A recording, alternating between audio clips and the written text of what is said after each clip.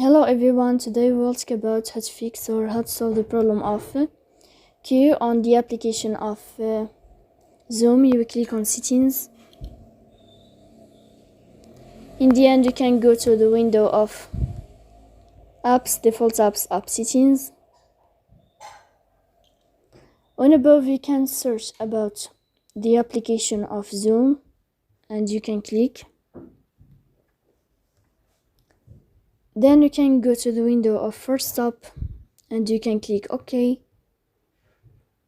After that, you'll enter to the window of storage. Here you can click on clear cache. Don't click clear data because that can cause you errors or can delete your account.